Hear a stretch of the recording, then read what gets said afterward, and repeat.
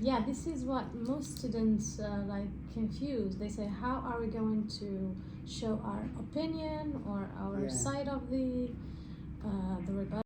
The conclusion, the argument itself Okay. is their opinion. In other words, when people say things like that, how do I explain my position?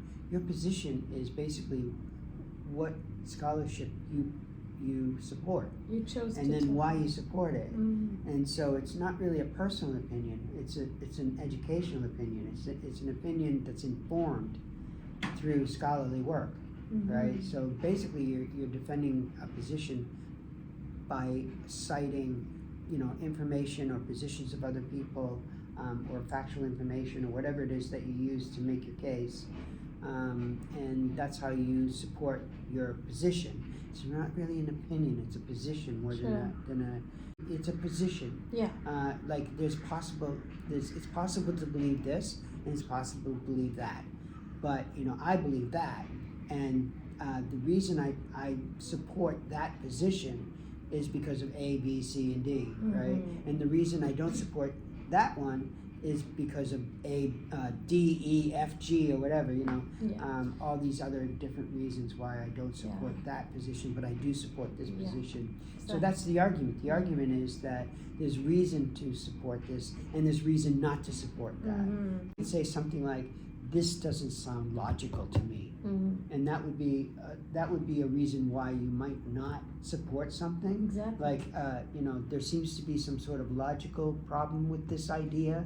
That would be a personal position that you're taking, and you're kind of like throwing it out there, saying basically, I can't say with certainty that it's illogical, but there seems to be something illogical here. And maybe you try to tease it out in the paper. Maybe it's just you don't have enough information to tease it out, but something looks very suspicious. You don't have Judge Judy on TV, but Judge Judy would be, she would be a lawyer on TV, a judge. And she would say, if it doesn't make sense, it ain't true.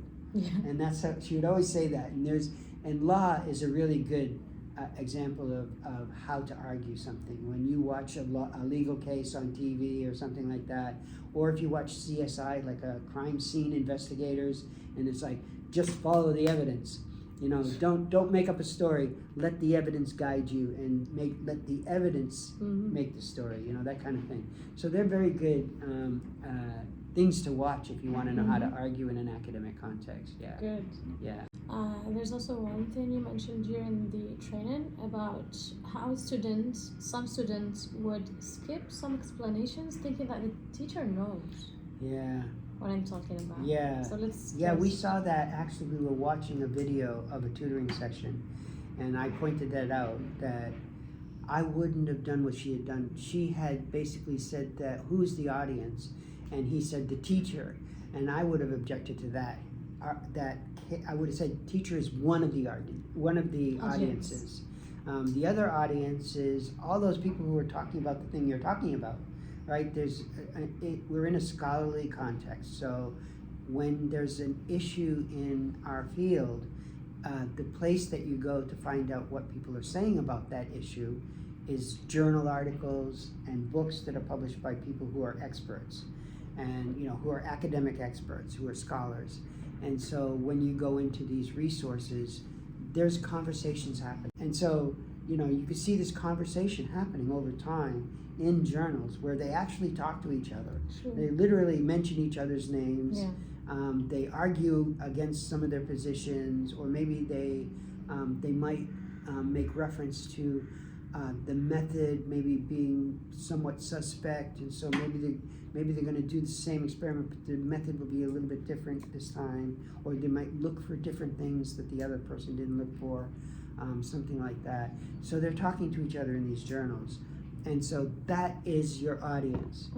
That is the conversation that's happening. And when you write a paper, even though they'll never see it, these people, you should be talking to them like they were in the room. There should be some sort of conversation going on between you and them. I see. And what happens is they say, oh, the teacher is your audience. The grading criteria is the only thing you have to worry about. And that's not the case. The problem is that students assume that if a teacher understands something, there's no need for me to explain it to them. They know this stuff.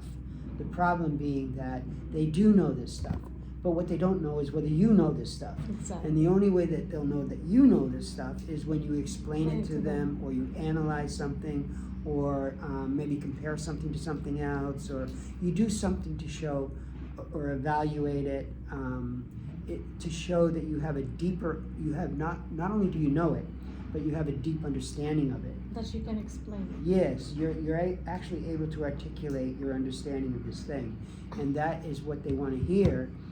You know, yes, they know it, but they don't know you know it until you explain it to them. Exactly. Right? Now they're saying, okay, this person has done the reading, they thought about it, they know what we're talking about here, and they've been able to actually articulate it, and that's what they're looking for. Good. Yeah. Those students who are very focused on writing this beautiful fancy language, Mm-hmm. and so they just like deviate from the Yeah. argument or Yeah, some people are so focused on style that they don't have any content. There's no meat in the sandwich. There's two pieces of bread with nothing between it. Yeah. You know what I mean? Yeah. And it's really nice bread, Mm-hmm. but it ain't. No meat. It's not a sandwich. You know. So that's a big issue, and I think there's a lot to think about that too. Maybe there's an overemphasis because we use these terms like academic writing as if there's some kind of style that they have to have, without really paying attention to the fact that there's no such thing as academic writing. There's only the way people write in academic contexts, and not all contexts are the same. And so for somebody to say, oh, I know how to write academic papers, well, I don't. I know how to write papers for people in my field, you know? Mm-hmm. In other words, like I read those articles that they write, I read the books that they write, and I hear them and I listen to the way, not just what they say, but how they're saying it. And I try to emulate those styles. And it takes time. You know, it's not like something that you get it right the first time. Maybe you get close, and then the next paper you get even closer. And you're constantly noticing things about the way that they talk, and you incorporate that into your style. That's the work that a writer in an academic context should actually engage with. Mm-hmm. But the thing is that if a paper doesn't have an argument, it's not going to get a good grade, no matter how beautiful or prosaic the writing is.